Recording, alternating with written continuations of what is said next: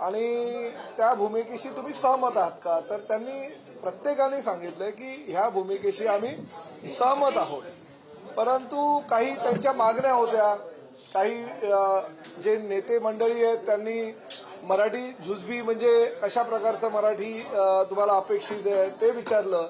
तर मी त्यांना सांगितलं की जो नियमामध्ये शब्दप्रयोग आहे की जुजबी आलं पाहिजे, म्हणजे प्रवासी मागे बसल्यानंतर त्याला कुठे जायचं आहे, काय सेवा हवी आहे, त्याला पैसे किती झाले, ह्या ज्या जुजबी गोष्टी असतात त्या रिक्षा चालकाला किंवा टॅक्सी चालकाला किंवा आता भविष्यामध्ये तर आम्ही ओला, उबेर, रॅपिडो प्रवासी ज्या गाड्या आहेत त्यांचा पण समावेश यामध्ये करणार आहोत. तर काही लोकांनी 6 महिन्याची मुदत मागितली, काही लोकांनी 1 वर्षाची मुदत मागितली, काही लोकांनी 3 महिन्याची मुदत मागितली. वेगवेगळ्या संघटना होत्या आणि वेगवेगळ्या संघटनांच्या माध्यमातून आता चर्चा झाली, सकारात्मक चर्चा झाली. मला अभिमान ह्या गोष्टीचा आहे की परिवहन मंत्री म्हणून प्रताप सरनाईकनी ही भूमिका घेतलेली आहे की महाराष्ट्रामध्ये जर तुम्हाला व्यवसाय करायचा असेल, तुम्हाला जर रिक्षा टॅक्सी चालवायची असेल तर तुम्हाला मराठी अनिवार्य आहे, मराठी येणं बंधनकारक आहे, जुजबी मराठी तुम्हाला यायलाच हवं. ह्या भूमिकेशी सगळ्यांनी सहमती दर्शवली. आता प्रश्न असा आहे की त्यांनी ह्याही गोष्टीशी पूर्तता करायचं सांगितलेलं आहे की आम्ही आमच्या रिक्षा संघटनांचे काही कार्यालय आहेत त्या ठिकाणी मराठी शिकवणी घेऊ. शशांक रावांनी सांगितलं जवळजवळ आमचे काही गोरेगावचं एक आमचं कार्यालय त्या ठिकाणी 70 ते 80 एका वेळेस रिक्षा चालक बसू शकतील, टॅक्सी चालक बसू शकतील, आम्ही त्यांच्यासाठी ट्युशन्स घेऊ. काही लोकांनी सांगितलं आम्ही आमच्या कार्यालयामध्ये घेऊ, काही लोकांनी सांगितलं आम्ही हॉल त्यासाठी भाड्यानं घेऊ. म्हणजे हाजी अराफत शेख किंवा बाकीचे जे काही हे नेते मंडळी आलेले प्रत्येकाने प्रत्येकाची भूमिका स्पष्ट केली आणि भूमिका स्पष्ट करताना त्यांचं असं म्हणणं होतं की आमच्या रोजीरोटीवर कुठेही पाय आला नाही पाहिजे, रोजीरोटी कुठेही बंद झाली नाही पाहिजे आणि त्या पद्धतीची जर तुमची भूमिका असेल तर ते आम्हाला मान्य आहे. आणि आम्हीही त्यांना सांगितलं की शेवटी राज्य शासन आहे, देशातलं प्रगत राज्य म्हणून परिचित आहे. मुख्यमंत्री आणि दोन्ही उपमुख्यमंत्री अतिशय चांगल्या प्रकारचं काम करत असताना रोजगार निर्मिती हे आमचं पहिलं उद्देश आहे आणि त्या माध्यमातून देशामध्ये रोजगार निर्मितीचं पहिलं राज्य करण्याचा आमचा मानस आहे. त्यामुळे ह्या कारणांमुळे तर आम्ही कुठल्याही परिस्थितीमध्ये कोणाचा रोजगार बुडणार नाही याची आम्ही दक्षता घेऊ. परंतु शेवटी तुम्ही जर असं म्हणाल की नाही आम्ही महाराष्ट्रात राहू, व्यवसाय करू, आम्ही रिक्षा चालू, आम्ही टॅक्सी चालू, परंतु आम्ही कुठल्याही परिस्थितीमध्ये हिंदीमध्येच बोलणार, मराठी बोलणार नाही, हे चालणार नाही. आणि जे माझी भूमिका त्या भूमिकेशी ते स्पष्टपणे सहमत होते. त्यांनी मुदत मागितलेली आहे आणि मुदत मागत असताना सुद्धा त्यांनी जबाबदारी सुद्धा घेतलेली आहे की आम्ही साहित्य परिषद म्हणजे कोकण मराठी साहित्य परिषद यांनी सांगितलेलं आहे की आम्ही आमच्या 72 शाखांमध्ये मराठी शिकू.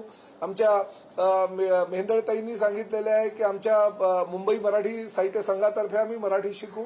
त्यांचं सुद्धा ज्ञान जे आहे, त्यांची सुद्धा मदत जी आहे ती घेण्याची भूमिका ह्या सर्वांनी ठरवलेली आहे. मी त्यांचं मनापासून आभार व्यक्त केलाय आणि त्यामुळे आमच्या भूमिकेशी, राज्य शासनाच्या भूमिकेशी सर्व रिक्षा टॅक्सी युनियनचे नेते तयार आहेत की आमच्या भूमिका जी योग्य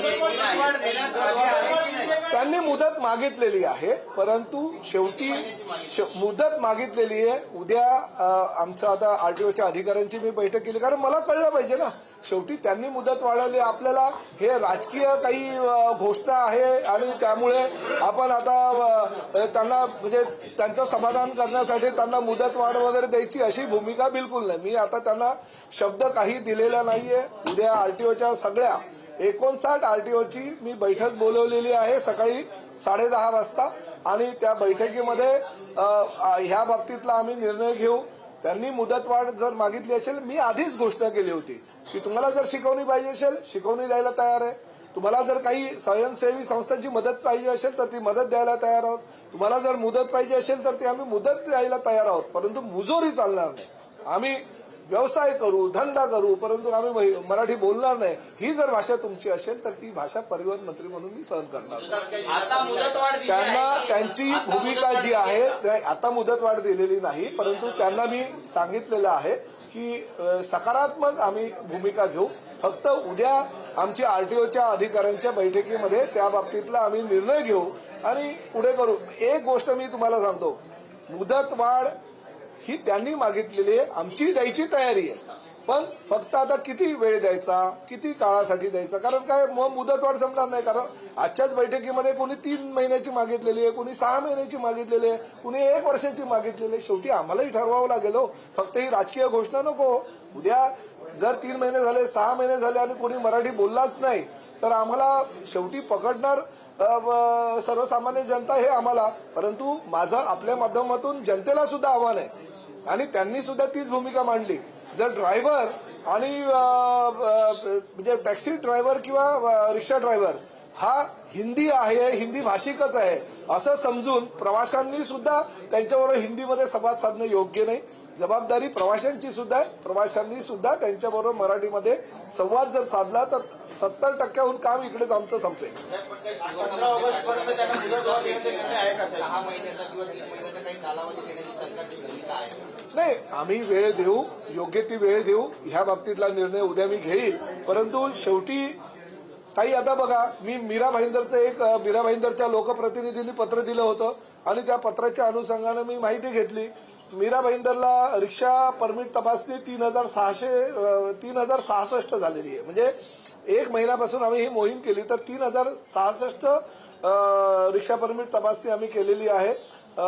मराठी ज्ञान नसलेले त्यामध्ये 499 आम्हाला हे चालक मालक आढळलेले आहेत आणि मराठी ज्ञान असलेले 2567 आहे. म्हणजे 16.27% आजपर्यंतचा जो रिपोर्ट आहे त्याच्यामध्ये मराठी ज्ञान नसलेले रिक्षा चालक मालक आहे. म्हणजे आम्हाला हे कळलंय की आता बाबा एवढ्या संख्येपैकी एवढी जी पर्सेंटेज आहे ती लोक हिंदी भाषिक, म्हणजे शासनाला सुद्धा त्यांची भूमिका ठरवत असताना ह्या गोष्टींचा सरासर विचार करावा लागेल. मीरा भाईंदरला हिंदी भाषिक जास्त आहे, त्या ठिकाणी पर्सेंटेज आहे.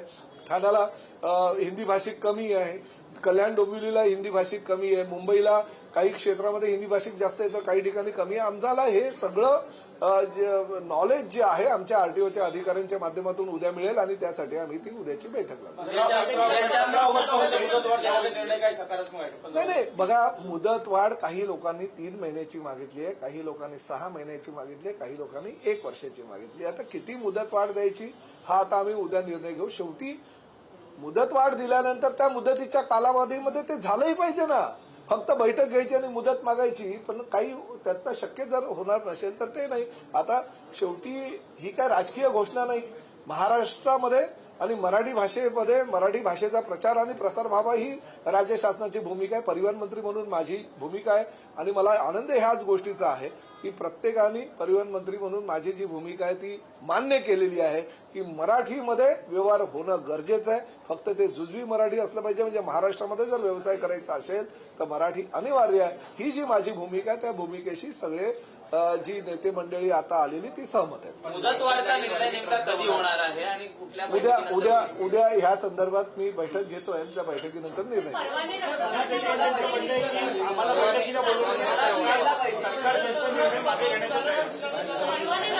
काय संदीप देशपांडेंचं म्हणणं आहे की आम्हाला बैठकीला बोलवलं नाही आमच्या संघटनेला. नाही, ज्या लोकांनी पहिलं असं सांगतोय संदीप देशपांडे आणि बाकीच्या काही लोकांनी ती म्हणजे आमच्या भूमिकेला पाठिंबा दिला होता. आज आम्ही बैठकीला बोलवलं, फक्त विरोध ज्यांनी केला म्हणजे शशांक राव, संजय निरुपम, हाजी अराफत शेख या लोकांनी विरोध केला होता. त्या विरोध करणाऱ्या संघटनांनी बोलवलं. उलट मला असं वाटतं की ही म्हणजे त्यांच्या पक्षाच्या नेत्यांनी तर स्वागत केलेलं आहे, त्यामुळे त्यांना बोलायची गरज नाही. ते आमच्यासोबतच आहे.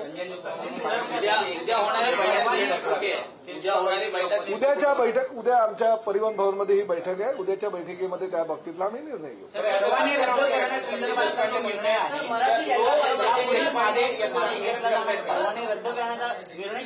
निर्णय जे आहे कुठलेही मागे आजच्या बैठकीमध्ये त्यांनी मुदत मागितलेली आहे. त्या मुदतीसाठी किती महिन्याची मुदत द्यायची हे आम्ही उद्या निर्णय घेऊ. परंतु राज्य शासनाची पहिलीपासूनची जी भूमिका आहे ती भूमिका आजही त्या भूमिकेवर मी ठाम आहे. माझं आजही असंच म्हणणं आहे, महाराष्ट्रामध्ये व्यवसाय करायचा असेल तर मराठी अनिवार्य आहे. की संजय निरुपमांना 2 कानाखाली वाजवली असती, आनंद दिघे असते तर एकनाथ शिंदेने एक तरी वाजवायला. मला माझं असं म्हणणं आहे की या विषयावर मला जायचं नाही. मूळ मुद्दा बाजूला राहील. मूळ मुद्दा बाजूला राहील आणि काहीतरी तिसराच मुद्दा मध्ये येईल. मराठीची गळचेपी ह्या सगळ्या मुद्द्यांमुळे आजपर्यंत झालेलं नाही. आजही प्रताप सरनाईक ठाम आहे. म्हणून आज या ठिकाणी जे विरोध केला त्या लोकांना बोलवलं आणि त्यांनी सुद्धा माझ्या भूमिकेवर सहमती दर्शवली. मला असं वाटतं की बाकीच्या राजकारणाशी मला काही घेणं देणं नाही. मी खऱ्या अर्थानं मराठी आणि मराठीचा प्रचार आणि प्रसार करणारा परिवहन मंत्री आहे आणि माझ्या भूमिकेशी सर्व नेते मंडळी सहमत आहे. ह्या गोष्टीचा मला आनंद आहे. मराठी यायला पाहिजे असं संघटनांनी मान्य केलं, मात्र एवढ्या वर्ष व्यवसाय करून मराठी येत म्हणून खंत व्यक्त केली काय बैठक? नाही, ठीक आहे. आता त्यांना खंत वाटते. काही लोक ज्या हिंदी भाषिक लोक आज जे आले होते ते सुद्धा मराठीमध्ये चांगल्या प्रकारे बोलत होते. मी प्रत्येकाला सांगितलं, शशांकराव कर्नाटकाचे आहेत मूळचे, परंतु ते कर्नाटकामध्ये गेल्यानंतर आजही त्यांनी मला सांगितलं की माझ्या आईशी कानडी भाषेत बोलतो. त्यामुळे त्यांच्या मातृभाषेबद्दल त्यांना प्रेम आहे. ते चांगल्या प्रकारे बोलतात. तर मी बोललो मी मराठी आहे आणि मी जर मातृभाषेवर, जसं तुम्ही मातृवर आणि मातृभाषेवर प्रेम करता तसं जर मी केलं तर वावगं काय, चुकीचं काही नाहीये. संजय निरुपम होते, मी त्यांना सांगितलं की आधी तुम्ही हिंदी सामन्याचे संपादक होतात, तुम्हाला असं वाटलं की बाळासाहेब कदाचित मराठी सामन्याचे सुद्धा तुम्हाला संपादक करतील म्हणून तुम्ही किती अस्खलित मराठीमध्ये बोलायला शिकलात.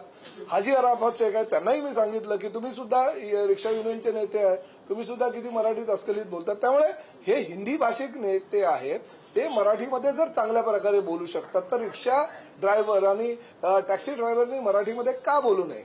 मराठी बेरोजगार तरुणांसाठी काही विशेष कोटा ठेवणार आहे का? कारण जर का हिंदी भाषिकांना परमिशन मिळायला लागली, त्यांना मराठी यायला लागलं तर मग स्थानिक मराठी तरुणांवरती अन्याय व्हायला नको या अनुषंगाने नाही, अशा प्रकारे काही कोणावर अन्याय होणार नाही आणि प्रत्येकाला रोजगार मिळेल याची जबाबदारी राज्य शासनाची आहे आणि राज्य शासन कुठल्याही परिस्थितीमध्ये हा मराठी भाषिक तो हिंदी भाषिक ह्याचा रोजगार याला मिळाला पाहिजे त्याला मिळाला नाही पाहिजे हे मत राज्य शासनाचं नसतं. ज्याला रोजगाराची गरज आहे त्याला राज्य शासन पुढाकार घेऊन रोजगार मिळवून देण्याचा प्रयत्न करते.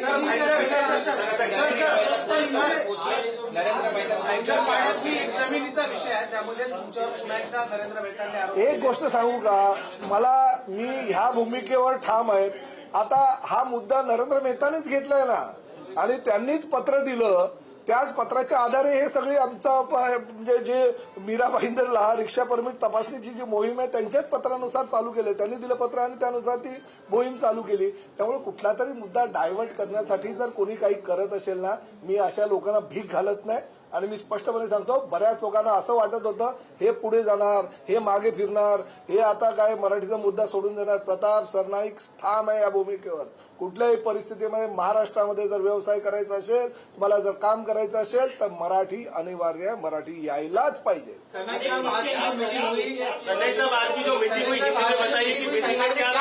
मैं सबसे पहले सभी रिक्शा टैक्सी यूनियन के हमारे जो नेते